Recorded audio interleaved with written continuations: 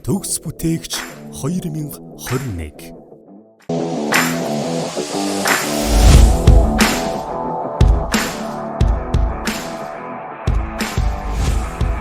За бүгдээрээ сайн байна уу. За өнөөдөр би та бүхэнтэй хараад бас хөгжлийн гарц гэсэн сэдвээр ярилцъя гэж бодсон юм аа. За тэгэхээр юуны өмнө хараад бас хөгжил гэж юу хэлж байна гэж та бүхэн бодож байгаа. Тэгэхээр бид аливаа нэгнээс хараад байна гэдэг бол амьдралын одоо ямар хүндэр бэрхшээл дагуулдыг өнөөдөр бас сайн үзэж байна л да. Жишээ нь одоо өнөөдөр манад урт хэл хаачлаа гэдэг одоо дэлгүүр бараа эм хангамжийн байдал ямар байгаа гэдгийг бол та бүхэн мэдж байгаа. Тийм учраас иймэрхүү хараад байдал бид нар орохгүй тулд одоо манай салбарт юу хийж болох вэ гэдэг тухай ярилцъя гэж бодсон юм аа.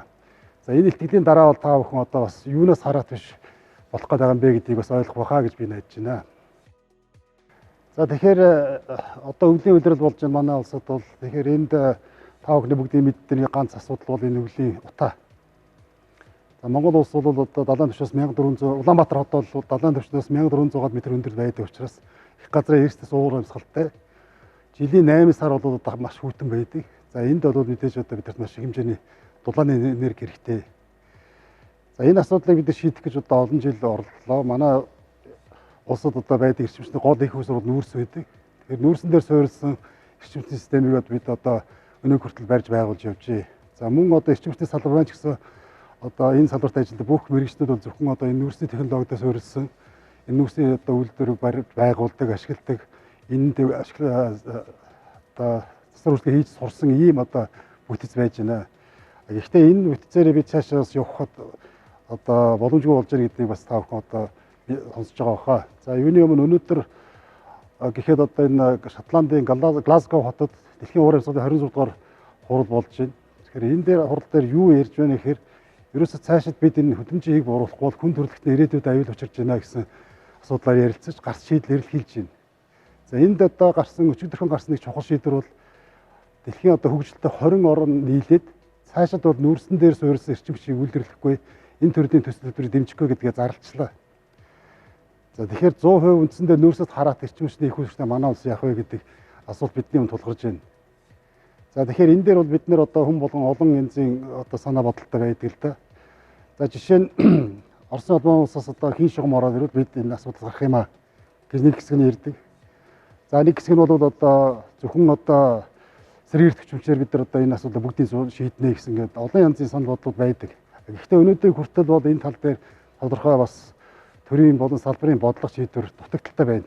Тэгэхээр энэ тал дээр бас би өөрөө инженерийн хувьд бас та бүхэнд санал бодлоо хэлэхээр зорьсон юм аа. За саяны Глазго хот болж байгаа хурал дээр манай улсын ерөнхийлөгч бол маш том амлалт авсан.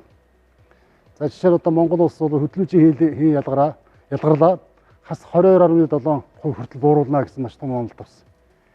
За үүнээс өмнө бас манай улс бол 2030 он хүртэл барилгын дулаан алдагдлыг бол одоо 40% бууруулна гэсэн амлалт авсан байсан.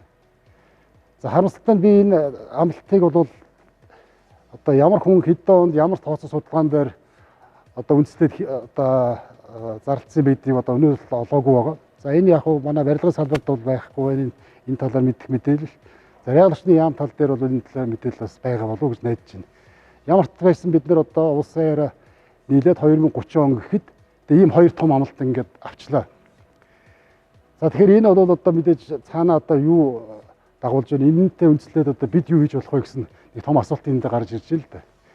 За тэгэхээр би түрүү хэлсэн бид одоо эрчим хүчээр 100% нүүрсээс хамааруулж одоо үйлдвэрлэдэг. За нүүрсийг бол мэдээж одоо газар шорогоо ухаж одоо гаргаж ирээд тээвэрлж авчиж Улаанбаатарт цахилгаан станц шатааж байгаа шүү дээ.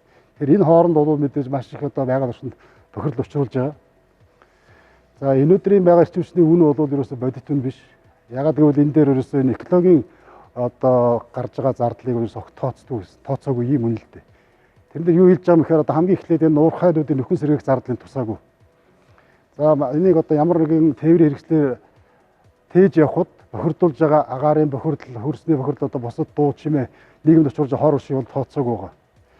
За тэгээ мэдээж одоо цахилгаан станцаас шатаагаад гаргахад бол цаана бол агаарт хайж байгаа маш их бохирдол байгаа. Энийг бас цэвэршүүл ямар зардал гарах вэ гэ. Ингээд бодоод ирэх юм бол бидний хэрэгэлдэг дулааны энергийн үнэ өнөөдрийнхээс бол хэд дахин өндөр байх одоо ёстой юм байгаа юм л да. Тэгэхээр энийг одоо бид нар яаж энэс одоо салах вэ гэдэг чинь бидний тулгын асуул болчиход байна. Энд дээр би нэг жишээ ярих гэсэн юм л да. За энэ зурганы тэр доод талд нэг амны суусны зураг харж байна тийм ээ. Тэгэхээр манай нэг найз энэ хэдэн жилийн өмнө л одоо барилгын салбар, орчмөсний ашиглалтын салбар одоо явж байсан 2010-ад оны үед Найрамдлын яам нэг 250 м квадрат талбайтай тийм амны сууц барьсан. Гэхдээ энэ бол яг зөвхөн жишээ болгох зураг авсан. Яг тэр байшин биш л дээ. Тэгээд тэр үед одоо надаас асууж ирсэн л да. За чиний дулаан инженер юм байна. Би энэ дээр нь ямар халаалт хийвэл зүгээрээ гэж асуусан. Гэтэл би тэр үед нь тэр үед үндсэндээ за чи тэгвэл одоо цахилгаан боломжтой шөнийн дулаанаар халаадаг системийг авбал хамгийн зардал багтай даа гэж би хэлж ирсэн. За тэгээ байшин барилга баригдсны дараа би очиж үзсэн чинь нөгөө хүн чинь миний одоо санал болсон шийдэл хэрэглээгүй. Зүгээр ерөөсөө нөгөө усан халаалттай цахилгаан халагчтай усан халаалттай систем хийцсэн байсан. За тэгээд тэр тухайн жилдээ ч бол яг сайхан өвлжөөд ингээд явсан. Дараа жилээс ингээд аяндаа нөгөө уул уурхайн эдийн засаг буураад барилгын салбар ч гэсэн ер нь жоохон одоо агшлтанд орж ирсэн шүү дээ. За мэдээж энийг дагаад бол манай хүний орлого буурж ирсэн. Тэгээ над руу нэг өдөр уцтаад үгүй одоо би сард 3 сая төгрөг төлөх хэцүү байна.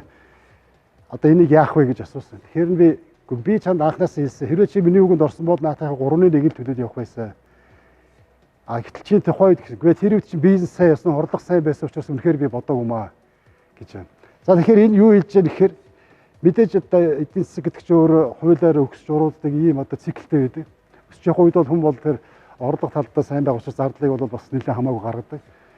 За ингээд аргагүй хямралд ороод ирэнгүүт чинь бүх зарлага дээр ч гэсэн одоо бүгд нарийн үзээд.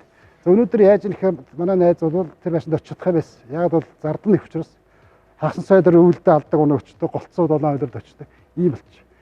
Тэгэхээр уг нь бол энэ хүн бол тэр байшин барихтаа тэр утаанаас ухтаага жоохон эрүүл саруул байе гэж одоо өөртөө бол гэр бүлдээ барьсан чинь одоо энэних үүрэг шиг үзэж чадахгүй байна. Эсвэл одоо хөрөнгө оруулалтын үүрэг шиг үндсэндээ бас хүсчээсэн хэмжээнд хүрч чадаагүй байна л гэсэн үг шүү дээ. За тэгээд энэ хүн гэхдээ тэр одоо байшингаа халаахт бол цахилгаан хэрэгжилж байгаа учраас тэр цахилгаанд одоо сард тийм өндөр мөнгө төлж байна тийм үү. Гэтэл одоо манай ерөнхийлөгч өөрөө амлалчлаа шүү дээ. Бид энэ цахилгааны одоо хөдөлмжийн хил ялгарыг бууруулна гэдэг чинь манай улс шиг нүүрсээр цахилгаан үйлдвэрлэдэг газар бол үндсэндээ хөдөлмж чадлаа нэмэхгүй хайрын шиг баг одоо өөр их усрууд руу явна гэсэн ийм үг болж шүү дээ. Яг нарийнтаа харах юм бол өнөөдөр өгсөн энэ хоёр эсрэг тэсрэг юм шиг ийм одоо ойлголт харагдаж байгаа юм л да. Нэг талаас энэ чинь бууруулъя гэдэг дагавч чи тэгээ нүүрсээ төл цахилгаанд нэмэхгүй бол яаж энэ өсөнд хөвж байгаа хэрэглээг хангах вэ гэдэг нэг асуудал гараад ирж байна. За мэдээж одоо миний саяны ярьсан жишээ шиг ийм байшин барилга барих гэсэн хүмүүс маш олон байгаа. Барьсан ч хүмүүс маш олон бий. Цаашдаа Улаанбаатар хот бол цаашаа өсөлтөл чинь мөн босод хот суурин газар бүгдээр хөгжиж гэхэд бол барилга байшин барих одоо шаардлага их байна. Хүслэрэлс их байна. Гэтэ энэ бүхэн бүгдээр очиод нэгэндээ гацчихэл дээ. Энэ маань юу гэхээр эрчим хүч тэр дундаа дулааны эрчим хүчтэй очиж байгаа юм аа. За тэгэхээр энэ одоо сүүлийн жилүүдэд манад маш их яригдж байгаа нэг асуудал бол Оросын холбооны улсаас хятадд одоо нийлүүлэх одоо хийн хоолой Монголоор дамжуул барина. За бид мэдээж одоо хийгээ дамжуулсан транзитны одоо үнэлс бас тодорхой хэмжээгээр авах байх л да. Гэхдээ бас тэндээсээ хийгээ аваад ер нь эрчим хүчний асуудлаа шийдчихнэ гэж бас олон хүн ойлгох шиг байна. За би бол энэ дээр эсрэг бодолтой байдаг л да. Жишээ нь бол энэ яг мэдээж хийн Монголын нутгаар дамжуулах бол сайн. Биднэрт бол нэг орлого олж ирнэ тийм үү? Гэхдээ бид нар чи өнөөдөр Оросын холбооны улсаас түлшээр хамааралтай шүү дээ. Бензин шатхуун чинь 100%-ээс хамааралтай. За Оросоос одоо орсон хийгээр бид эрчим хүчнийхээ хэрэглээ. За тэр дундаа дулааны хэрэглэгийг хангалаа гэж бодоход бид бас дахин нэг хамааралд орно гэсэн үг. Үндсэндээ нэг дүүж нүртэй бол хоёр дүүж нүртэй боллоо гэсэн санаа.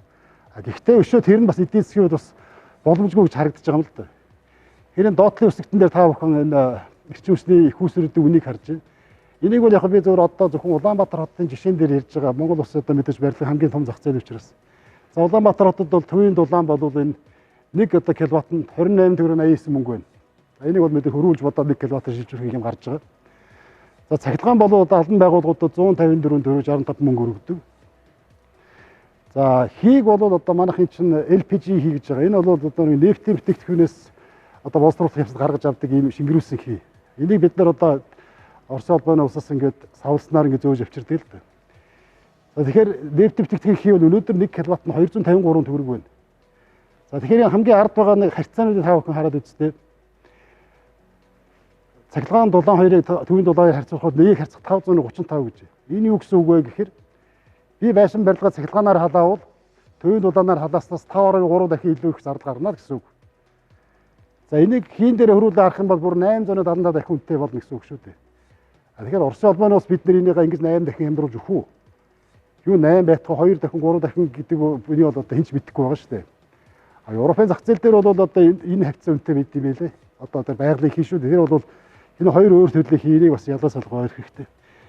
Тэгвэл бас нөгөө талаар хамгийн гол нь хий бол бас импорт бүтээгдэхүүн бидний хамаарлыг бас улам нэмэгдэж байгаа учраас энэ бол бас нэг цаашдаа бидний бас ирээдүйд нэг сайн биш гэж үзэж байгаа. Тэгэхээр одоо бид нар яах вэ гэдэг ийм асуудал гарлаа шүү дээ. Одоо за тэгэхээр одоо бид нар өнөөдөр байшин барилга яаж барьж байна гэдгийг одоо авч үзье л да тийм үү. За альва одоо бүтээгдэхүүн бол сүүлийн үед бол эрчим хүчний юм ангилалтай болсон. За та бүхэн харж байгаа энэ одоо нааталт байгаа эрчим хүчний ангилын ABC гэдэг энэ тэмдэг бол өнөөдөр бүх төрлийн бараа бүтээгдэхүүнээр харж байгаа тийм одоо хөрвөгч цахилгаан хэрэгслийг ялангуяа тийм ээ. Бид нар бол одоо худалдааны компани бол мэдээж хамгийн бага цахилгаан хэрэглэдэг гэдгээр ангиллын хөрвөгч гэдэг юм уу одоо цахилгаан хэрэгслийг реклам явуулдаг шүү дээ. Бидний байшин барилга маань өөрөө хаана байгаа юм бэ гэдгийг бас эндээс харж болж байгаа юм л да. Өнөөдрийн хүчин төгөлдөр мөрдөж буй барилгын норм дүрмийн дагуу бол бидний барьж байгаа барилга бол тэр C ангилд байгаа. Үндсэндээ бол одоо C ангилд байгаа гэдэг чинь одоо бас дундаж л гэсэн үг л дээ одоо сайн биш гэсэн юм ангилд орч. Тэгэхээр энэ C ангилдаас бид нэр одоо яаж нэг дээшлүүлэх вэ? Тэр нь ямар ч холбогдолтой юм бэ гэхээр энэ маань нөгөө Монгол улсын авсан амлалттай яаж холбогдох вэ гэдэг нэг асуулт гарч байна шүү дээ. Жишээ нь барилгын дулаалыг 40% бууруулна гэдээ амлалтсан байгаа тийм үү? 30 он хүртэл. Гэд хэрвээ тэгвэл тэгж яана гэвэл эн чинь бид нар C ангилдаас бид нар тэр B ангил руу өшөө E ангил руу орох юм шаардлага байна гэсэн үг шүү дээ. За тэр C-гээс дээшээ B гэдэг дээр бол одоо үндсэндээ нэг одооны хэрэгжилж байгаа дулааны хэрэглээг бол 30% бууруулахад бид B ангил руу шилжиж байгаа. Гэтэл бидний амлалт бол тэрнээс дээгүүр байгаа шүү дээ. Тэгэхээр энэ бол яг мэдээж одоо норм дүрмийн тоо мэрэгжлийн хүмүүс энийг ойлгоно. За одоо ердийн хүмүүс бол ойлгож байгаа төвхтэй байна. Гэхдээ энэ маань хэлбэршүүлээ хэлэхээр юу вэ гэхээр байшин барилгын дулаалгыг сайжруулаа, цонх хаалгаа сайжруул, сийгэлт байхгүй болгох, битүүмжил сайтай болгох. Ингэснээр барилгын дулаан алдагдлын анханаас нь ерөөсө багаар төлөвлөл, багаар барь. Ингээд ерөө бид нар дараа нь энийг байшингаа халаах одоо эрчим хүчний хэрэглээ бол бага болно л гэсэн үг. Тэр ийм амлалт бид нар одоо улс дээр авцсан байна гэсэн үг одоо улсын юм. За тэгэхээр энэ манай энэ барилгын салбар дотор байдаг нэг ийм буруу ойлголт байгаа юм л нийтлэг ойлголт. Жишээ нь норм дүрм дээр бол C ангил бол C ангилаас доошоогоо байшин төлөвлөж болохгүй гэсэн болохоос биш. Дээшээгээ төлөвлөж болохгүй гэсэн ямар ч заалт байхгүй. Барилгын норм дүрм дээр байдаг заалтууд ерөөсөө дандаа минимум үзүүлэлт байдаг. Хамгийн бага нь энэс доош байж болохгүй шүү гэж заасан байдаг учраас дээшээ болгох явахд бол ямар ч хязгаарлалт байдгүй. Гэтэл энийг бол олон жил хэвчсэн ятсан ойлголтоор болохоор заавал ийм байх хэрэгтэй гэж ойлгодог. Жишээ нь одоо байшин барилгыг бол дулаалгах нэг 10 см дулаалга хийдэг шүү дээ. 15-20 см дулаалга хийхэд бол ямар ч одоо зөрчилдөх норм дүрм хууль эрх зүйн акт байхгүй гэсэн. Тэгэхээр энийг бол бид нэр зурагчлал зохиогчдтэр, захиалагч төр барилга ухсны компани бүгдээр анхаарах хэрэгтэй байна. За ялангуяа тухайн шинэ байшин барилгыг бид нар хаа төлөвлөх гэж энд бидний байгаа дулааны эрчим хүчний их усврын юу вэ? Тэр нь хүрж ийн хүрэхгүй юу гэдгээс хамаарат ингээ бодоод ирэхээр энэ бол одоо үнэхээр чухал асуудал болж ирж байгаа. За энэ дээр Монгол улсад бол бас энийг хийх бүрэн боломж байна гэдгийг одоо баталсан айгүй сайхан жишээ сайхан гарлаа л да тийм ээ. Хамгийн англи E2 нэмэх гэсэн англи бол пассив гэсэн англи байгаа. Энэ бол одоо үндсэндээ өнөөдрийн бидний норм дүрмээр төлөвлөж байгаа байшин ерөөсө 20% дулааныг хэрэглэдэг ийм байшин пассив барилга гэж хэлж байгаа шүү дээ. Тэгэхээр саяхан бол одоо Ганбаатаргийн залуу байдаг. Эднэр бол нийлээд одоо амны орос усны тийм пассив барилга бол нэлээд барьж байгаа. Тэгээ хамгийн гол нь одоо саяхан одоо ээж үнэлгээгээр бол анхны одоо эрчим хүчний хэмнэлттэй барилга гэсэн юм олон улсын юм сертификат авсан байгаа. Тэгэхээр тэр бол барилга бол пассив барилга гэдэг бол өөрөө ерөөсөө үндсэндээ нарны их усраар хаалцдаг. Бусад үед бол үндсэндээ дулаан алдагдал бараг байхгүй болсон ийм барилга байгаа л да. Тэгэхээр Ганбаатар болон төвийн нөхдүүд бол энэ талаас маш их сурталчилгаа хийж явдаг.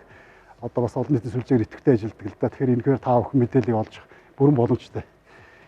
Тэгэхээр тэнд бол хувь хүмүүс санаачлагаараа бид нар пассив барилга барьж болоод байхад энэ барилгын салбар яагаад одоо зөвхөн нэгхэн одоо ангил дэше хийж чадахгүй нэ гэдэг бол бодлогын асуудал болчих юм. Тэгэхээр уг нь бол одоо саяны амлалтыг дагаад манай барилгын салбар бол өөрөө бодлогоороо 30 он хүртэл бид нар ямар үе шатаар одоо энэ C ангилаас за B рүүгөө за болжгүй E ангил руу шилжих вэ гэдгийг бодлогын бичгээр гарах хэрэгтэй байна. Тэгээ энэ маань одоохондоо бол бас гарч болоогүй би болоогүй. Гэхдээ энийг бол одоо бид өөрсдөө дэргэжлийн хүмүүсд хэлж одоо бий болгохоос өөр арга байхгүй л дээ. За тэгээд энэ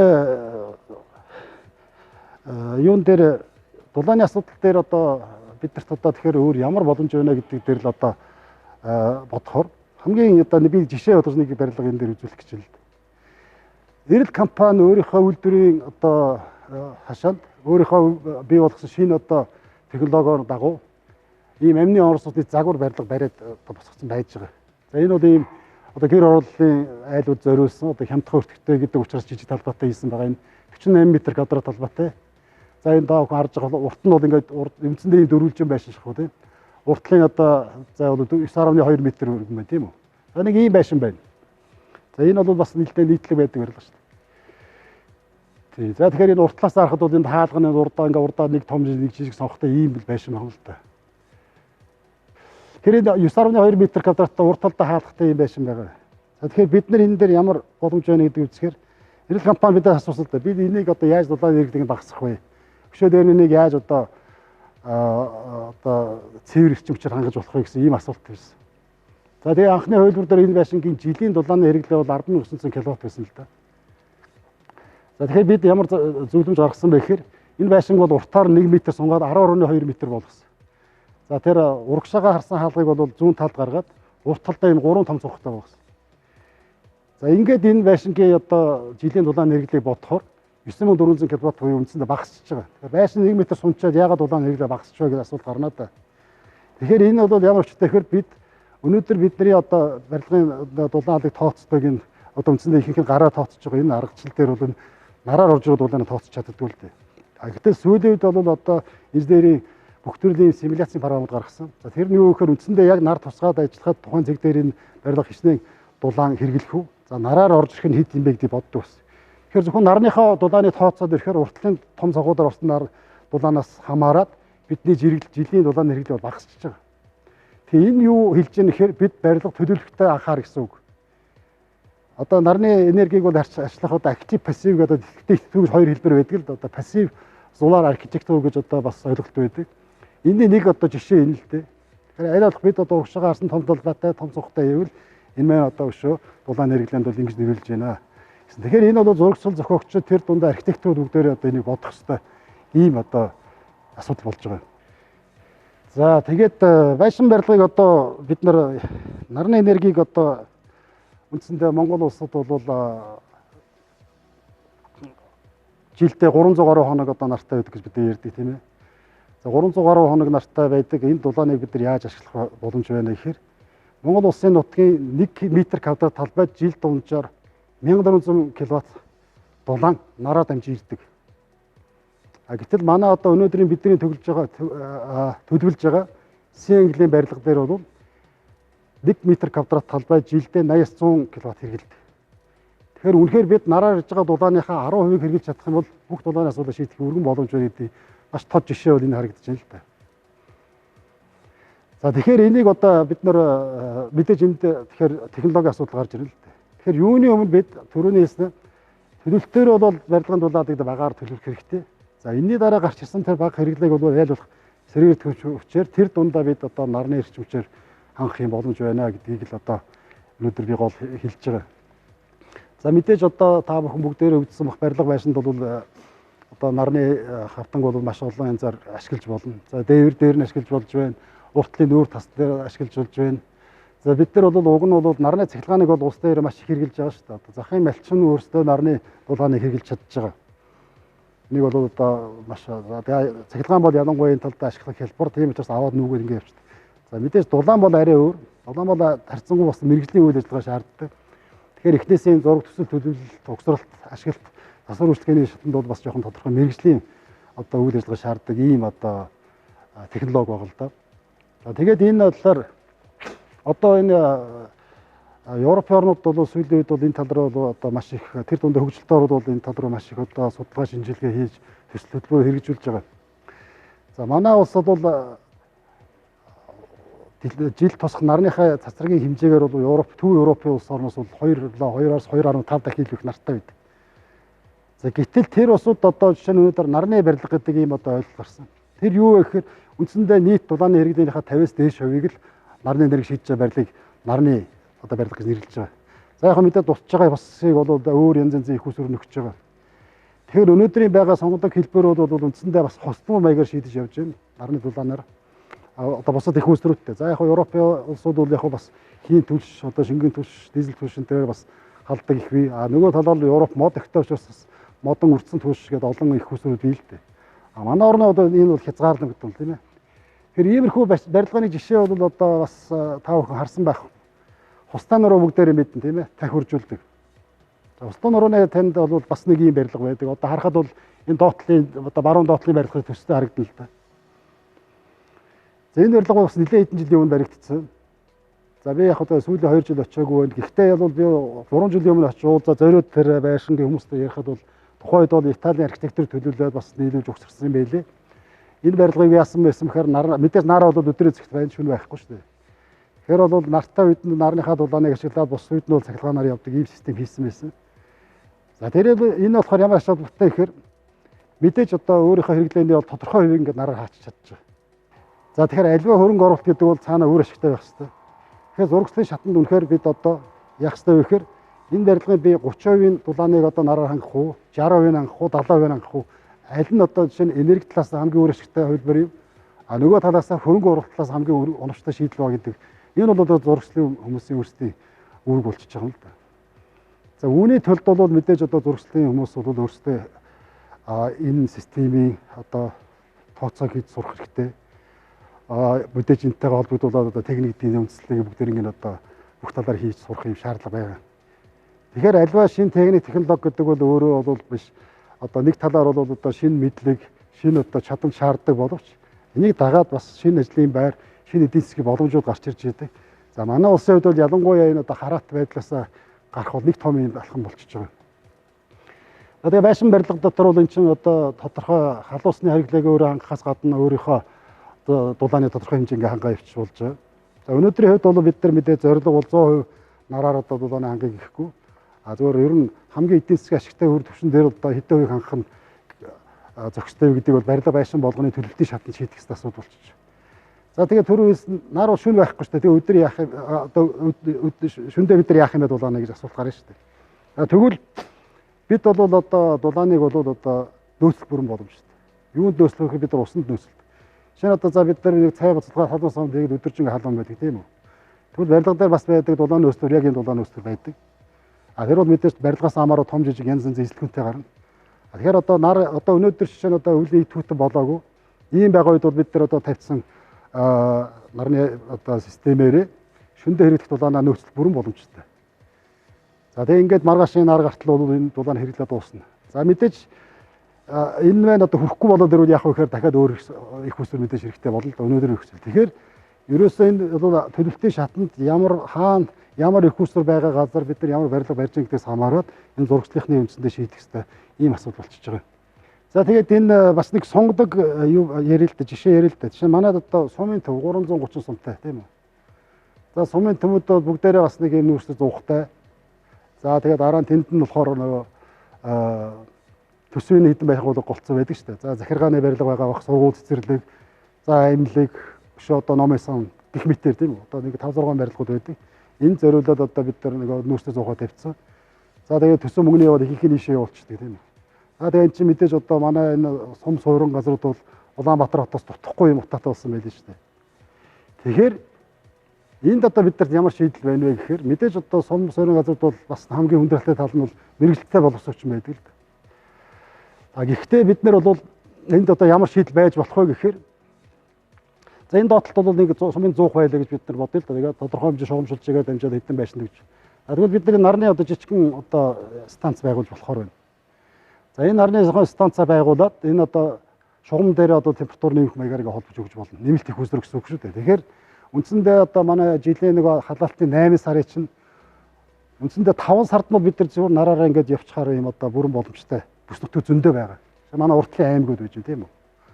Тэгээ энэ уртлын аймагуд бол бүгдээрээ жилийн одоо 5-6 сараа үндсэндээ нарныхаа нэрээр дулаан хангаж ягаад аргагүй өвлийн хүүтэй үед бол 100-аа галж бас болно шүү дээ. За бид нар бол энэ бас нэг сайн шантад баригдаж байгаа энэ манай шинэ нефтийн үйлдвэрийн ажилчдын 550 айлын хотхон дээр бас ижүүрэн зурцлээсэн. За энэ дээр тооцоо хийж үзэхэд бол хэрвээ тэнд бол бид нар одоо нэг 1000 м квадрат талбайтай нарны станц байгуулах юм бол тухайн одоо хотхны дулааны 80%-ийг нараа хангах юм байна гэсэн тооцоо гарсан. 80%-ийн дулааны бид нар хангана гэсэн 80% нүүрс баг төлнө гэсэн үг. Агаарын бохирдолд 80% багасна гэсэн үг. Тэгэхээр бол тэнд бол агаарын бохирдол бол одоо мэдгэцгээс өөрчлөлт гарна гэсэн үг. Тэгэхээр манайд бол энэ уртлын бус нутгууд бол тэр дундаа бүр одоо илүү их үр ашигтайгаж ажиллаж болохоор сумууд байгаа. Хойшоогоо бид арай хүүтэй учраас үзүүлэлт арай бага гарах баг. Тийм учраас одоо ийм шийдлүүдийг бид нар одоо хийх гарцсан байна. Тэгэхээр энд бол бид өнөө маргааштай бид нүүрснээсээ 100% талхалж чадахгүйгээс хойш энэ бас нэг дундын нэг шийдэл гэж үзэж байгаа. Тэгэхээр энэ дээр бол бид нар одоо мэдээж бас анхныхаа одоо судалгаа эхний үзүүлэлтүүдийг хийх юм шаардлага байгаа. За тэгээ энэтэйгээ уялдаад мэдээж одоо хамгийн чухал асуудал нь зураг төсөл хийх, барилга угсралтын ажлыг гүйцэтгэх, дараа нь энэ ашиглалтын үйлчлэг сервисийг хийх гэдэг юм мэргэжлийн боловсон хүчин хүний нөөцийн асуудлаас хамгийн чухал асуудал болчиход байна. Энд ийм одоо боломжтой байна л да. За тэгээд дээр нь одоо бас нэг шөнөг одоо том хэмжээнд ярил л да. Бид одоо жишээ нь одоо хүмүүс хэлэх байх. За Улаанбаатар хотод тэгээ наад чинь битгэхгүй шүү дээ. Энд чинь бид гол асуудал Улаанбаатарт байна гэж бодсон шүү дээ. Тэгэхээр энд ийм л да. Манай улс бол мэдээж том газар нутагтай, газар бол бид нар хангалттай байгаа. Инженерийн шийдэл гэдэг бол бас олддог. Энд дээр би ганцхан жишээл харуулах гэж байгаа л да. Энэ зурган дээр бол нарны томхон станцууд энэ голцоо Европод байгуулагдсан том станцуудын зураг харагдаж байна. За Австри улс манайхаас 2 дахин бага нартай. Грац хот гэхэд одоо жишээ нь 3400 м2 тийм нарны дулаан станц байгуулад жилдээ 173 гигаватт дулаан үйлдвэрлэж чадж байна. Тэгэхээр энэ бол зөвхөн нэг л жишээ л дээ. Тэгэхээр одоо Европод бол ийм төвлөрсөн байдлаар ашигладаг ер нь 100 гаруй том станцууд ажиллаж байгаа. Манайхаас 2 дахин бага нартай газрууд ингээд энийг ашиглаад байна гэхээр энэ одоо бидэрт бол ямар потенциал байгааг нэг талаа харуулж байгаа. За тэгээд энэ дээр нар гэж ярихаар мэдээж чи сервер тавьж учраас энд бол эсрэг маш олон одоо ярьдаг мэрэгжлийн хүмүүс байдаг эсрэг аргумент зөндөө бий л дээ. Жишээ нь одоо манайд салхин цахилгаан станц гэдээ баригдсан байгаа тийм үү? Салхитын цахилгаан станц гэдэг 50 мегаватт станц. За энэ бол цахилгаан үйлдвэрлэдэг тийм үү? За манай төвийн сүлжээний цахилгаан өгөө явдаг. Энэ дээр технологи ямар ч асуудал алга. Нарны хэвч гэсэн бас нарны том станцууд ашиглалтанд орсон. Бүгд одоо ямар ч асуудалгүй ажиллаж байгаа. Гэхдээ төвийн эрчимчлийн систем бол энэ станцуудыг сүлжээр салгаж хийдэг. Үндсэндээ үйлдвэрлэлээс нь одоо хайж авдаг гэсэн үг л дээ. Тэгэхээр яагаад гэхээр цахилгаан бол өөрөө одоо эрэлт нийлүүлэлт хоёр нийцчээж ажилладаг юм систем. Хэрэглээ байхгүй бол том өгөөд ивэл их хүсэр өгч болдгоо. Эсвэл одоо сүлжээ нь өөрөө ундаг ийм технологид. Тэгэхээр энийг одоо бид нар ингээд маш олон энэ нарны станцууд байгаа боловч энэ маань бас 100% хүчин чадлыг ашиглаж чадахгүй байна л гэсэн үг. Тэгэхээр яагаад өчнөө хөрөнгө мөнгө гаргаад ингэсэн одоо станцаа ингээд сүлжээ салгаж хийдэг. Тэгэхээр үнэхээр цахилгааны технологитой өөртөө холбоотой. Гэтэл энийг бид нар яаж ашиглаж болох вэ гэхээр энэ өдөөгөө түрүүний хэлсэн эрчим хүчийг бол нөөцлөх хамгийн хэм дарга бол ерөөсөө усанд нөөцлөх. Одоо манай эрчимчдийн бол бүгдээрээ цахилгааны батарейн тураах шийдэл ингээд ярьдаг. Тэр бол болох асуудал болж маш үнэтэй шийдэл. Гэтэл байгаль цагаараа ийм нөхцөлтэй манай улсад бол дулаан бол байнга хэрэгтэй. Зам бол халуусанд хэрэгтэй. Өвөл бол дулаан халуус гэдээ байнга хэрэгтэй. Тэгэхээр энэ илүүдэл цахилгааныг бол байшин барилгууд одоо маш хямд уян үнэгүй шүү гэж болохоор байна. Гэхдээ нөгөө байшин барилгууд нэг дулаан нөөцлөрүүд бас байх хэрэгтэй болчих. Тэгэхээр энэ бол цаана юу харуулж байгаа гэхээр энэ барилгын салбар, эрчимчдийн салбар хоёулаа уйлдсан бодлоготой, уйлдсан ийм одоо үйл ажиллагаагаа холбоожсон нэгдсэн бодлогоор ажиллахаас өөр сонголт байхгүй гэдгийг харуулж байгаа.